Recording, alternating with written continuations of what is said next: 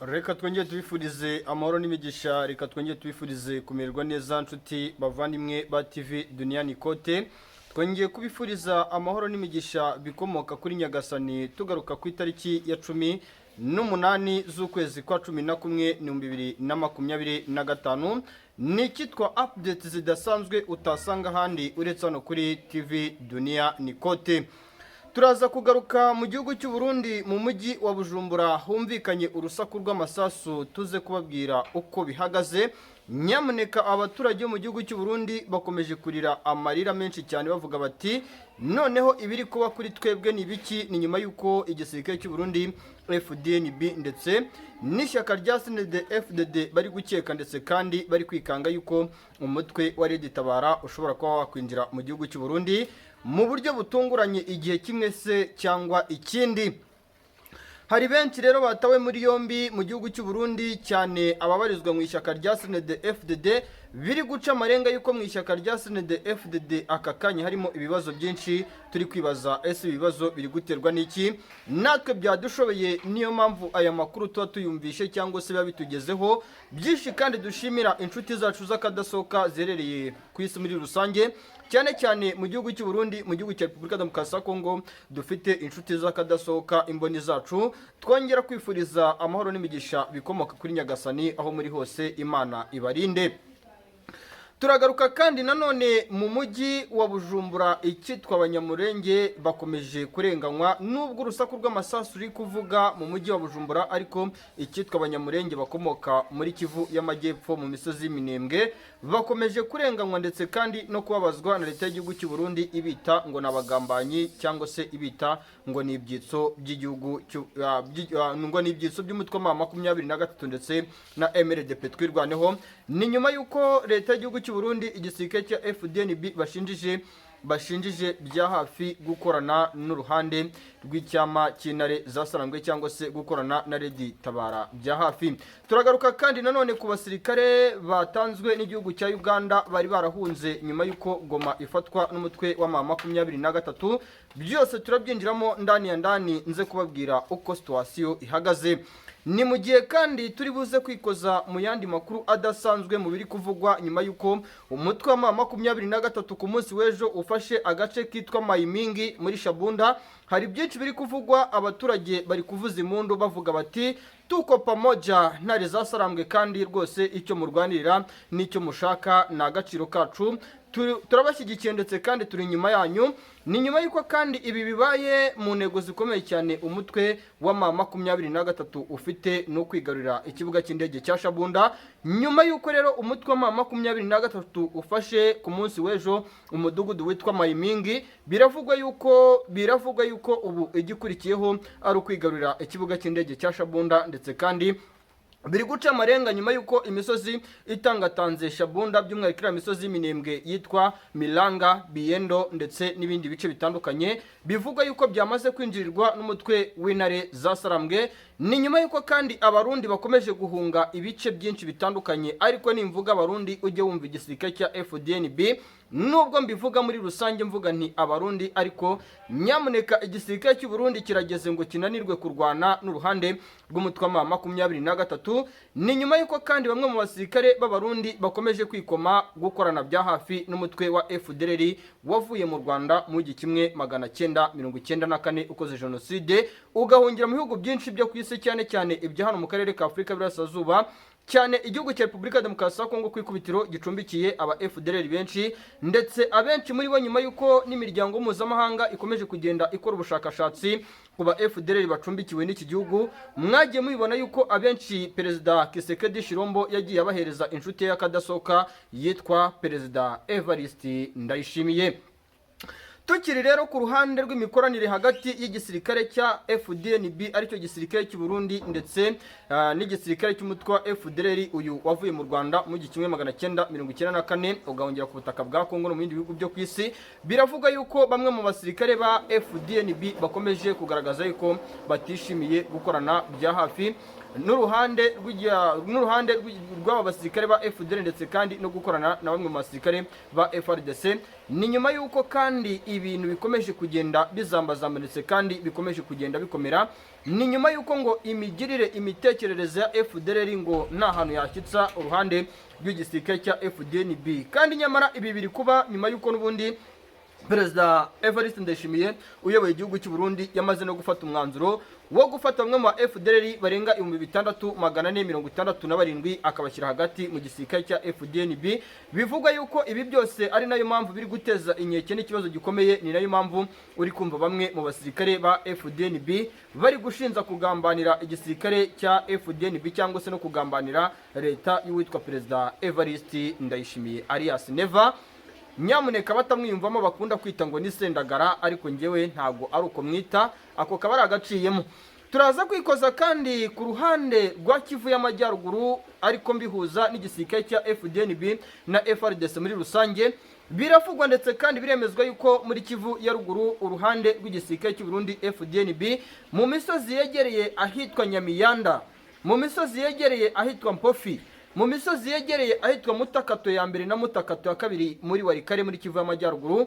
Biravugwa ndetse kandi biremezwa yuko imikoranire yari iri hagati y'uruhande rw'igisirikare cy'u Burundi n'igisirikare cya FRDC yamaze gucishwamo umurongo utukura. Ni nyuma yuko bamwe mu basirikare ba FDNB barenga 1125 ku munsi w'ejo bari bateguye operasiyo yitwa ngo ni operasiyo Kizunguzungu. Iyi ni operasiyo yari yateguyemo n'abasirikare b'abacancuro bakomoka muri Amerika y'Amajyepfo, baba Blackwater, bakomoka muri Argentine, bakomoka mu bihugu nka Colombia, Mexique. Bivuga yuko bari bateguye kugaba igitero simusiga, igitero karabutaka ku ruhande rw'umutwe wa 23 hariya Imarimo ndetse n'Ikarembe. Ni nyuma yuko uruhande rw'igisirikare cya FARDC gikomeje kugenda kibona yuko uruhande rw'umutwe w'intare za Sarambwe bakomeje gucumacuma abasirikare babakura muri teritwari ya Masisi muri aksi ya Mweso baberekeza mu bice bya Warikare cyane. Ngira ngo murabizi ko umusozi wa Mweso nkunda kugarukaho ni umusozi strategique witegeye teritwari ya Nyiragongo, witegeye teritwari ya Rushuru,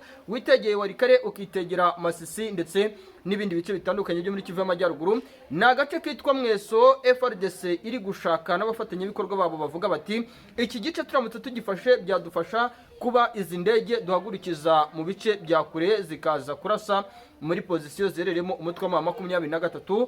Aka gace kadufasha yuko dushobora kuba twarasa muri Nyiragongo, Goma, mu bice bya Masisi, haraza Sake n'ahandi hatandukanye. Aka gace ka Mweso kadufasha kurasa mu bice bya za Rubero, haraza Rimbongo n'ahandi hatandukanye. Ariko bikagaragara yuko uruhande rw'umutwe w'intare za Sarambwe cyangwa ku ruhande rwa Alliance Fleuve Congo ba 23 nabo ingamba z'ubwirinzi bakomeje kugenda bazikaza. Baravuga bati twebwe icyo turwanira turakizi, n'uburenganzira n'agaciro k'abaturage batuye muri Repubulika Demokarasi ya Kongo, cyane abajujubijwe n'ingoma ya Perezida Antoine Felix Tshisekedi Tshilombo n'abamubanjirije. Nyamuneka ubona yuko ibintu bikomeje kugenda biba bibi ndetse kandi ubona yuko ibintu bikomeje kugenda bizambazamba uko umunsi ugenda uza haza undi. Warikare rero turayinjiramo tujyane n'imisada ikomeye cyane. Nongeye kubona imbunda ziri mu bwoko bw'ama BM21, nongeye kubona imbunda ziri mu bwoko bw'ama BM12, hongeye kugaragara imbunda nyinshi zihetswe n'imodoka z'umutwe w'intare za Sarambwe ziganjemo ano matwero PKMM. Amatirarizi yose ari kuzamurwa akurwa kishanga azamurwa mu kibati. Gahunda ifitwe nuko icyama cy'intare za Sarambwe bafite gahunda yo gufata iriya misozi yegereza Kalonge, bafite gahunda yo gufata iriya misozi igize amajyaruguru ya Warikare. Ibi kandi bikagaragara yuko bikomeje kugenda bikorwa uko umunsi ugenda uzaza ndetse kandi icyama cy'intare za Sarambwe bakaba bari kubikorana ubushake ndetse kandi n'ubushobozi bwiganjemo agaciro gashingiye gushyigikira agaciro k'abaturage batuye muri Repubulika Iharanira Demokarasi ya Kongo ndetse kandi no guca agasuzuguro k'ingoma ya Perezida Antoine Felix Tshisekedi Tshilombo. Ngira ngo mujye munabyumva yuko intare za Sarambwe bagira bati twebwe gahunda dufite ntago ari ukubohoza Kivu y'Amajyaruguru, Kivu y'Amajyepfo, ahubwo twebwe tugomba gukomeza tugakuraho n'ubutegetsi bwa Perezida Antoine Felix Tshisekedi Tshilombo. Bigaca amarenga rero nyuma yuko n'ubundi ibwumvikane hagati mu ngoma ya Perezida Antoine Felix Tshisekedi Tshilombo bukomeje kugenda biba bibi, biri guca amarenga yuko byoroshye cyane yuko na perezida Antoine Felix Tshisekedi Tshilombo Alliance Fleuve Congo ba M23 bashobora kuba banamukura ku butegetsi muri rusange. Ibi byose turabyinjiramo twikoze mu misozi myinshi itandukanye, turaza kwikoza muri Nyiragongo. Biravugwa ndetse kandi biremezwa yuko muri Nyiragongo mu mujyi wa Goma, mu bice bya Rusayo, Rutoke, mu bice byegereye Buhumba, mu misozi yegereye hariya za Mugunga, nyuma yuko abasirikare b'abarundi bamwe na bamwe bifatanyije n'abazarendo b'abasirikare ba FARDC boherejwe mu mujyi wa Goma, operasiyo yo gutata uruhande rw'umutwe w'intare zasarambwe ku byo bari gutekereza cyangwa ku byo bari gukora. Biravugwa yuko abarundi bagera kuri 63 ku munsi w'ejo mu masaha ya saa 3 z'ijoro bagize gutya bagahita biripotinga ku ruhande rw'intare zasarambwe babwira bati abatwohereje nabo ntago batuje, nta mutima bafite, gahunda bafite ni ukubabaza abaturage bo muri Repubulika Demokarasi ya Kongo. Rero twebwe tukimara kumenya ibyo murwanira ndetse kandi tukimara kumenya ibyo mushaka, gahunda ihari natwe nimudufashe turebe yuko ubuzima bwacu bwava mu kaga. Birumvikana yuko icyama cy'intare zasarambwe gikomeje kunguka icyitwa bamwe mu basirikare ba FARDC, abasirikare ba FDN b'abarundi bakomeje kwiripotinga hagati mu ruhande rw'intare zasarambwe. Biravugwa rero ndetse kandi biremezwa yuko ibi byabaye nyuma yuko n'ubundi bamwe mu basirikare b'abarundi abiripotinze ku ruhande rw'intare zasarambwe bagize gutya rwose bagahamagaza kwa perezida Evariste Ndayishimiye kugira ngo aza afate abasirikare be. Perezida Evariste Ndayishimiye akaza kwihakana abasirikare be, avuga yuko ngo abatari abasirikare be ngo ahubwo ari abagambanyi, avuga yuko ngo atabyizera ko ari abasirikare be ngo kandi nta n'ikimenyetso kigaragaza yuko ari abasirikare be ngo kuko no hagati ngo mu cyama cy'uma 23 ngo harimo abasirikare b'abarundi. Nyamuneka ibi ni ibibazo bikomeje kugenda byongera ndetse kandi uko umunsi ugenda uzaza undi, aho kugira ngo bigabanye umurego niko bikomeje kugenda byongera. Benshi bibaza batise ibi bintu bikomeje kugenda bigaragara biraza kurangira ryari cyangwa se iherezo ryabyo riraza kuba irihe? Twihuse cyane rero ndagira ngo duhere muri operasiyo zidasanzwe. Ni operasiyo simusiga, ni operasiyo karahabutaka zakozwe ku munsi w'ejo bikaza gusiga n'umutwe w'intare zasarambwe wigaruriye agace kitwa Mayimingi kari muri Shabunda, agace kari strategique.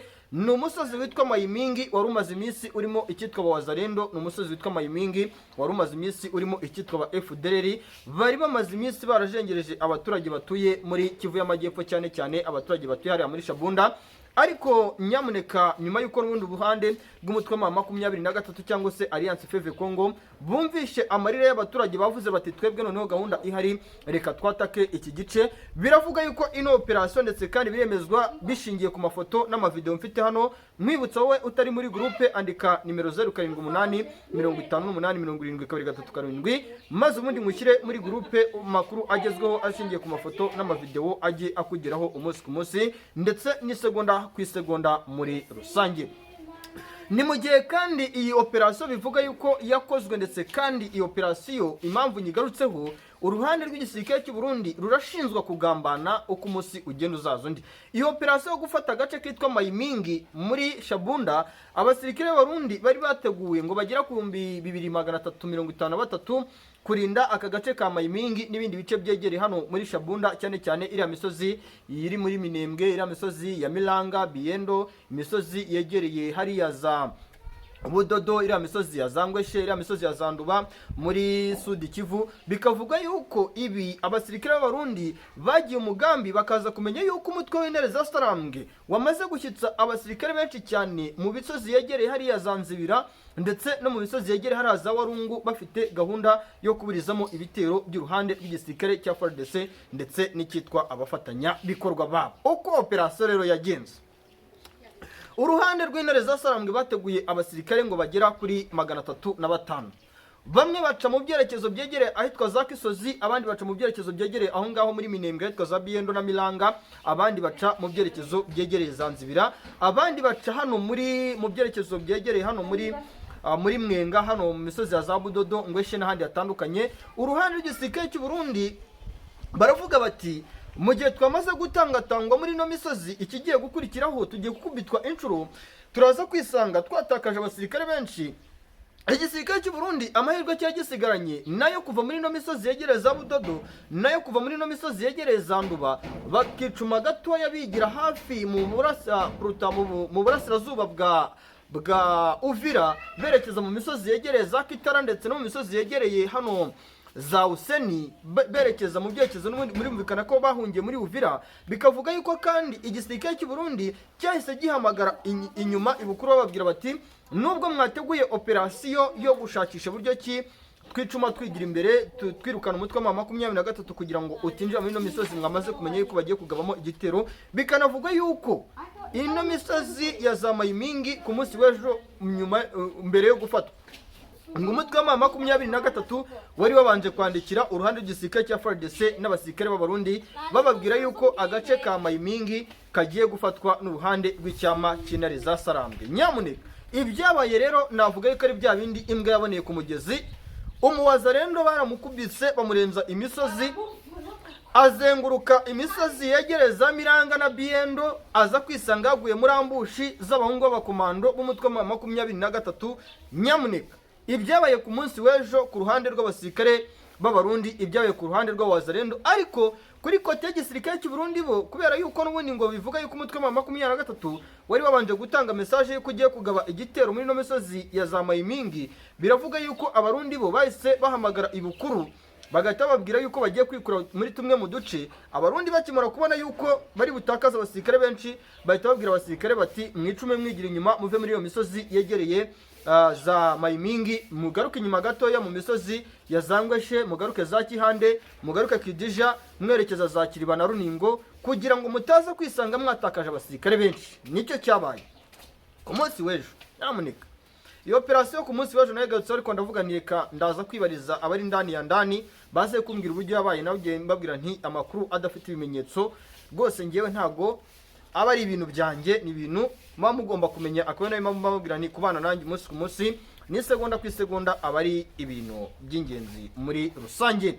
Ni mu gihe kandi nubwo ibyo byose biri gukorwa, nubwo izo operasiyo ziri gukorwa muri Kivu ya ruguru, nubwo ziri gukorwa muri Kivu y'amajyepfo, Abarundi bagakwira imishwaro bagakubitwa umunsi ku munsi, Abarundi bamwe bagatoroka urugamba ku munsi ugenda uzaza undi, biravugwa ndetse kandi biremezwa yuko uruhande rw'igisirikare cy'u Burundi rwo runakomeje kudeployinga abasirikare mu mujyi wa Uvira, kuko nk'ubu umuhanda Uvira Bujumbura, uriya muhanda wa Gatumba wongeye kugaragaramo abasirikare benshi cyane bari kuva mu mujyi wa Bujumbura berekeza hariya muri Uvira, hariya mu bice bya za Kavimvira. Imodoka zitonze umurongo zirenga 16 zagaragaye mu misozi yegereza Kavimvira, Kawezi n'ahandi hatandukanye, zihetse abasirikare b'Abarundi. Urumva yuko n'ubundi nubwo misiyo abasirikare b'Abarundi bakomeje kwitsindwa, ariko kuri pressure ikomeye cyane Perezida Evariste Ndayishimiye afite yo kurinda Uvira, kuko we aravuga ati nubwo izo za Shabunda, nubwo iyo misozi ya za Ruvungi, za Bideka mu marembo y'umujyi wa Bukavu ku muhanda uva Bukavu werekeza Uvira, ibyo bice bikomeje kugenda byigarurirwa, ariko turacyafite amahirwe yo kurinda Uvira bati, kuko mu gihe Uvira yavuyemo cyangwa se mu gihe Uvira yafashwe n'umutwe wa 23 tayari Red Tabara iraza kutugabaho ibitero bijyana nuko mu mujyi wa Bujumbura humvikanye ikitwa urusaku rw'amasasu mu masaha ya nijoro, bikanavugwa yuko hafashwe bamwe mu bantu bagera kuri 3. Aba bantu bafashwe rero bikavuga yuko ari abantu bari biyambariye imyenda ya gisivile bafite imbunda zisanzwe rwose, bakavuga ku ruhande rwa leta y'igihugu cy'u Burundi ikavuga yuko ngo ari bamwe mu basirikare babarizwa mu mutwe wa Red Tabara bafashwe. Ibi rero ni ibintu bikomeje kugenda biteza ikibazo, nubwo turi kubona intambara muri Repubulika Demokarasi ya Kongo, bishobora no kuba kuko nagiye mbabwira nti mu gihe uyu mutwe wa 23 waba warabashije kugera ku ntego zawo ku kigero kingana na 80% ukurikije imbaraga bakoresheje n'imbaraga FARDC yakoresheje, ngenda mabwira ni na Red Tabara mu gihe gitoya mushobora kuzabona igabye igitero simusiga, igitero kabutaka mu gihugu cy'u Burundi, ikaba yakuraho ubutegetsi bwa Perezida Evariste Ndayishimiye. Ni nabwo bwoba, ni nayo pressure ubona Perezida Evariste Ndayishimiye afite, aho abona yuko n'abasirikare bamaze gucikamo ibyiciro bitandukanye, ari guhamagaza imisada n'imisada y'abasirikare b'abacancuro b'Ababirigi, ari guhamagaza imisada n'imisada y'abasirikare b'abacancuro bakomoka muri Amerika y'Amajyepfo, ababwira ati muze mumfashe kurinda Uvira, muze mumfashe mutoza abasirikare banjye, kuko igihe gitoya nanjye nshobora kubona akaga nk'ako Kisekedi Shirombo inshuti yanjye akadasohoka iri kubonera ku butaka bwe. Nyamuneka ibi kandi ni ibintu bigaragara ushingiye kuri protect systems uwitwa Perezida Evariste Ndayishimiye ari gukoresha, zisa neza 100% nk'izo uwitwa Kisekedi Shirombo uyoboye igihugu cya Repubulika Iharanira Demokarasi ya Kongo ari gukoresha, ndetse kandi ibintu ubona yuko bikomeje kugenda bigaragara mu ishusho yihariye itandukanye niyo twibonagamo. Urabona yuko ibintu bikomeje kuzambonetse kandi bikomeje no guhindura isura uko umunsi ugenda uzaza undi. Nyamuneka rero ndababwiza ukuri ko ibintu bikomeje guhindura isura ndetse kandi bikomeje no kugenda binakomera. Niyo mababwira niba usenga sengera igihugu cy'u Burundi, kuko nk'ubu abaturage cyane cyane mu gisata cy'uburezi, mu gisata cy'ubuzima, abaganga n'abarimu, abasirikare bari kuvuga bati imishahara yacu bari kuyikatura uko umunsi ugenda uzaza undi. Leta y'igihugu cy'u Burundi ndetse Perezida Evariste Ndayishimiye akabwira bamwe muri aba bakozi, ahubwo ariko ngiye ku ruhande rw'uburezi no ku ruhande rw'ubuzima cyane kuri kote y'ubuganga, ariko nirengagije n'ibindi bisata byo by'imirimo mu gihugu cy'u Burundi bivuga yuko imishahara abantu by'umwihariko abakozi bakora muri leta y'igihugu cy'u Burundi ku ruhande rw'ishyaka rya CNDD-FDD bamaze gufata gahunda yo gukatura bamwe mu bantu imishahara yabo, bavuga yuko ngo ubukene mu gihugu cy'u Burundi bukomeje kuvuza ubuhuha, bikavuga yuko rero ngo n'ibindi nubwo bikomeje kugenda bikorwa. Perezida Evariste Ndayishimiye we arashinzwe yuko iyi mishahara mu gukaturwa kwayo ngo amwe mu mafaranga atagira uruhare ahubwo ngo mu gufasha abaturage, ngo ahubwo yigira ku makonti y'uyu mugabo Perezida Evariste Ndayishimiye n'inshuti ze z'akadasohoka. Ibi byabaye nyuma y'uko Perezida Evariste Ndayishimiye akomeje gushinzwa gufatanya n'imwe mu mitwe yitwaje intwaro irimo FDLR, gufatanya na leta ya Kinshasa, ariko ngo ntagaragaze inyungu ziva muri ubu bufatanyabikorwa, ngo akenshi ashinzwe yuko aba ari inyungu ze zo ku giti cye, ariko akabeshya yuko abikora kubw'urukundo akunze igihugu cy'u Burundi. Reka mbifurize rero amahoro n'imigisha, mbifurije kumererwa neza, amahoro n'imigisha bikomoka kuri Nyagasani bijye bigumana namwe nshuti z'akadasohoka, muryango mugari wa TV Dunia Nikote. Amakuru yacu nakagaruka, turaza gusubira mu nyuma. Murakoze cyane.